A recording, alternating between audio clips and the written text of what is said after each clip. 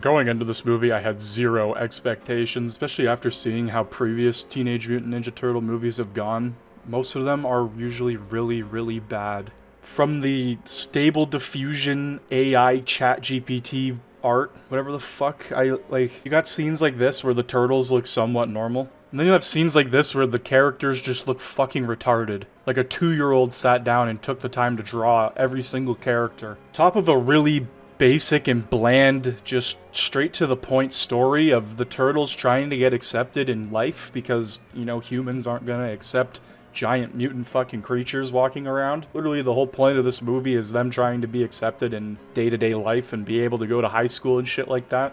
They also turn Master Splinter into this just... It's like they can't write old characters. Whenever there's an older character in a movie, they just have to be old, decrepit, afraid, right? There's like one scene in the whole movie where Master Splinter actually like has a pair of balls and fucking does something. And this is the dude who taught all 4 turtles how to fight and all this shit. And he's just a bum throughout most of the movie. Just a bumbling, rambling, old depressed rat. And on top of this, I mean, that's April O'Neil. If you know what April O'Neil looks like, then you'll obviously know what they've done here. They did the same thing as they did to The Little Mermaid. If you don't believe me that they're constantly swapping out ginger characters, I mean, here's probably almost every single character they've done. It actually felt like I was just watching an hour and a half of TikTok. Straight up. To the way they shot and portrayed certain scenes to try and tell the story further. Here's another perfect example of the art just looking like shit. I mean, what the fuck is that? And I mean, I guess you could try to compare it to the new Spider, like across the multiverse movies or whatever the fuck, the new Spider-Man movies, but it just looks cheap. It looks extremely cheap. I was remixed. Mean. It's starting to turn it on TikTok. I mean, literally though, like, it's literally an hour and a half of watching fucking TikTok. And I'm not just saying that because of this scene.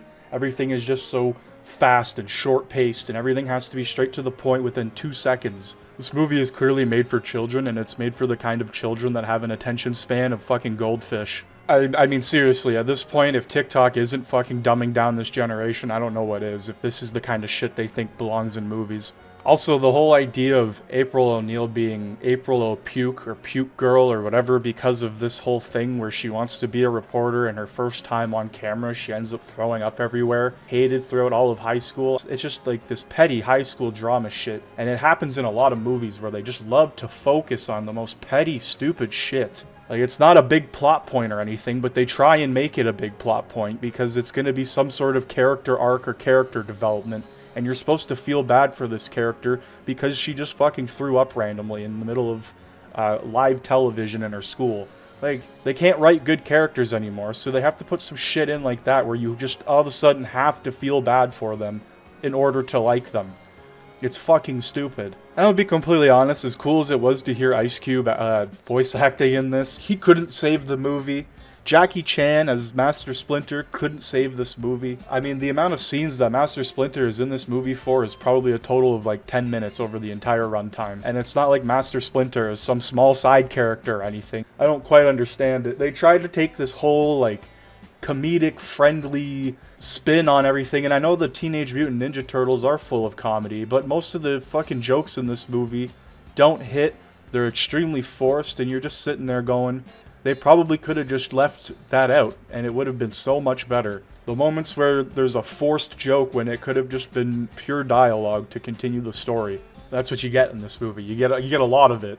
A lot of corny, fast, witty joke cracking, and it's just fucking annoying. It gets really annoying quick. On top of the not-so-great animation, and at least in my opinion, I don't think it's that fantastic. And there's this joke that consistently gets used throughout the entire runtime of the movie. It's a joke saying, like, Master Splinter is telling the Teenage Mutant Ninja Turtles that if they go out into the real world, that they're gonna get milked by some company that wants their DNA. Now, obviously, this ends up happening near the end of the movie, but it's a joke that is constantly brought up throughout the movie, and eventually it gets to the point where it's like, it's just not funny. may have been funny the first or second time because, you know, Master Splinter was like, yeah, don't go out into the real world, they're gonna milk you, right? Like, that kind of a ridiculous saying. It could definitely bring a laugh out of you, but it gets brought up just as many times as the word communist does in Oppenheimer, and it eventually gets to a point where you're like, holy fuck, okay, we kind of get it.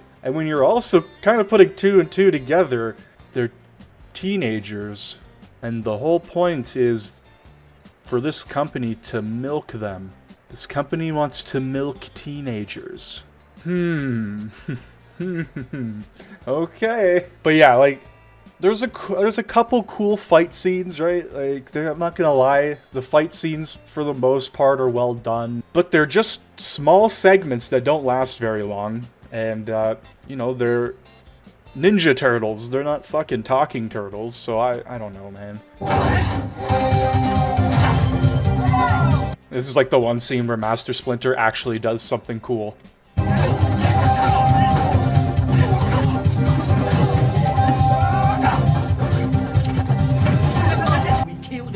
We are no better than they are. I refuse to accept that you all are cool with brutally killing all of them. There's the scene here at the end where they're about to activate a device that will turn all animals on the planet into mutants like them so they can take over the planet and finally be accepted. And the bad guys, right, being the crazy mutants they are, they all go along with the plan for the most part because they just want to be accepted in the world. But all of a sudden, when the Teenage Mutant Ninja Turtles show up, Master Splinter shows up and says, hey guys, you can just come stay with us in the sewer because we'll accept you for who you are. They all switch sides. They all turn sides. And we end up getting this fucking abomination of animals put together into this giant Godzilla-esque creature. And the plot in the story is so thin. Nothing going for it. But it's the only way we'll be accepted. No, that's we accept you. You can come live with us. We accept you. Yes, plenty of room.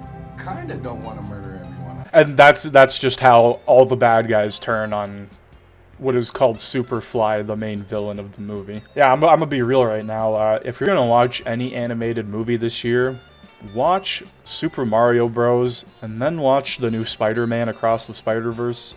I would definitely say leave this till the last movie if you're gonna watch it. As disappointing as the Spider-Verse ending was, this movie is just an hour and a half of disappointment. Honestly, the only good thing about this movie is that it is an hour and a half, and they didn't try dragging it out to some fucking 2-hour, 2.5-hour spectacle for no reason at all. I really used to like Seth Rogen. I just fucking can't stand him anymore. And yeah, he's got a very small role in this movie, so it's not like he's in it for a very long runtime.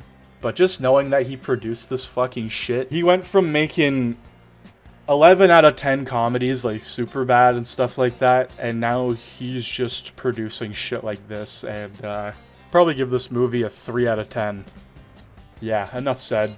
Get this fucking shit out of here.